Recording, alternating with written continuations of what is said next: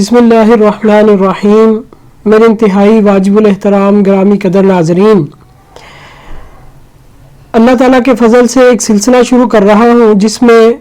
حضرات صحابہ کرام رضوان اللہ علیہم اجمعین کے متعلق جو اہل سنت والجماعت کا عقیدہ اور نظریہ ہے اس کو انشاءاللہ العزیز بیان کروں گا، اور حضرات صحابہ کرام رضی اللہ عنہم اجمعین پر جو اعتراضات کیے جاتے ہیں اور جن بوسیدہ دلائل کی بنیاد پر اور جن تاریخی حوالہ جات کی بنیاد پر حضرات صحابہ کرام علیہم رضوان کو مجروح کرنے کی کوشش کی جاتی ہے، یا دوسرے الفاظ میں یوں کہیں کہ کتاب و سنت پر حملہ کیا جاتا ہے اور کتاب و سنت کو بے بنیاد قرار دینے کی کوشش کی جاتی ہے، ان تمام اعتراضات کا انشاءاللہ العزیز تسلی بخش جواب دوں گا انشاءاللہ، اور ایک ایک کر کے تمام اعتراضات جو بڑے بڑے بنیادی اعتراضات ہیں ان اعتراضات کے جوابات انشاءاللہ آپ حضرات کی نظر کروں گا۔ اس میں خلفائے راشدین ہو، سیدنا امیر معاویہ رضی اللہ تعالیٰ عنہ ہو، یا دیگر صحابہ کرام علیہم رضوان ہو، انشاءاللہ العزیز ان تمام صحابہ کرام رضی اللہ عنہم اجمعین کا دفاع جو ہے وہ اہل سنت والجماعت کی طرز پر کیا جائے گا۔ تو اس سے پہلے چند ایک ضروری اور بنیادی باتیں ہیں جو آپ حضرات کے ذہن میں ہونی چاہیے، تاکہ جتنے آپ اعتراضات سنیں ان کے جوابات آپ کے ذہن نشین ہو اور آپ اچھی طرح ان جوابات کو محفوظ کر سکیں، اور تاکہ کسی سنی مسلمان اور کسی اہل ایمان کے دل میں کہیں بغض صحابہ باقی نہ رہے۔ ویسے تو الحمدللہ اہل سنت کے دل تو صحابہ کرام رضی اللہ عنہم اجمعین کی محبت سے بھرے ہوئے ہیں، اہل بیت کی محبت سے بھرے ہوئے ہیں، تو پھر بھی کیونکہ فتنوں کا دور ہے، کوئی ادھر سے سنتا ہے، کوئی ادھر سے سنتا ہے، کوئی تبرہ کرتا ہے، کوئی ترازات کرتا ہے، تو جو جن کا علم ناقص ہوتا ہے، جن کی معلومات صحابہ کے بارے میں کمزور ہوتی ہیں، بعض دفعہ ان کے دل میں توہمات پیدا ہو جاتے ہیں، تو ان توہمات کو، شکوک و شبہات کو دور کیا جائے گا تاکہ تمام کے تمام مسلمان جو ہے وہ صحیح العقیدہ ہو جائے اور ان کے ایمان کی حفاظت ہو جائے۔ کیونکہ یہ جو صحابہ کرام علیہم رضوان کا معاملہ ہے یہ معاملہ ایمان کا معاملہ ہے،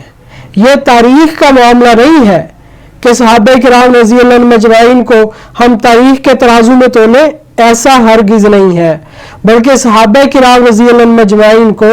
ہم ایمان کے ترازو میں تولیں گے، اور صحابہ کرام رضی اللہ عنہم اجمعین کو ہم کتاب و سنت کے ترازو میں دیکھیں گے۔ جس طرح صحابہ کو اللہ جل جلالہ نے بیان کیا ہے، اور جس طرح صحابہ کو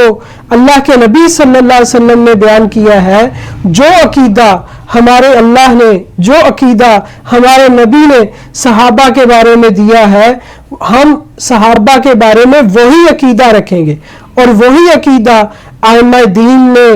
اور محدثین نے، مفسرین نے، فقہاء نے اور متکلمین نے وہ عقیدہ ہم تک پہنچایا ہے۔ تو اب وہ عقیدہ کیا ہے اس کے بارے میں چند ایک حوالہ جات آپ کی نظر کروں گا تاکہ مقام صحابہ جو ہے وہ ہر مسلمان پر واضح ہو جائے۔ اس میں سب سے پہلے ہم بات کریں گے امام اعظم ابو حنیفہ رحمۃ اللہ علیہ کی، کہ جنہوں نے خیر القرون میں، یعنی خیر القرون پہلی صدی 80 ہجری میں امام ابو حنیفہ رحمۃ اللہ علیہ کی پیدائش ہے، تو انہوں نے ایک کتاب لکھی عقائد کے موضوع پر جس کا نام رکھا فقہ اکبر۔ تو اس فقہ اکبر میں انہوں نے کیا عقیدہ بیان فرمایا کہ جو خیر القرون میں تھا، جو عقیدہ جو شروع سے چلا آ رہا تھا اور امت کو جو عقیدہ متواتر ملا ہے، وہ عقیدہ کیا ہے؟ امام ابو حنیفہ رحمۃ اللہ علیہ فرماتے ہیں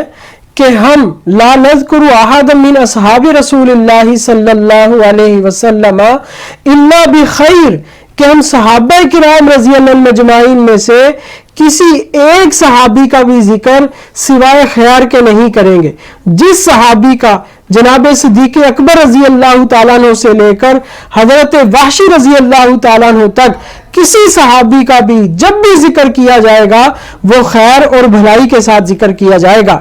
یہ اہل سنت والجماعت کا وہ عقیدہ ہے جو امام ابو حنیفہ رحمۃ اللہ علیہ نے خیر القرون میں تحریر فرمایا تھا۔ تو اس عقیدے کی اہمیت کا اس بات سے پتہ چل رہا ہے کہ جو عقیدہ خیر القرون سے چلا آ رہا ہے وہی عقیدہ صحیح اور درست ہے، اور یہی عقیدہ اہل سنت والجماعت کا ہمیشہ سے رہا ہے اور ہمیشہ انشاءاللہ رہے گا۔ اور اہل سنت والجماعت ہمیشہ صحابہ کرام رضی اللہ اجمعین ہو یا اہل بیت اطہار ہو، ان تمام کا ذکر جو ہے وہ سوائے خیر اور بھلائی کے قطع نہیں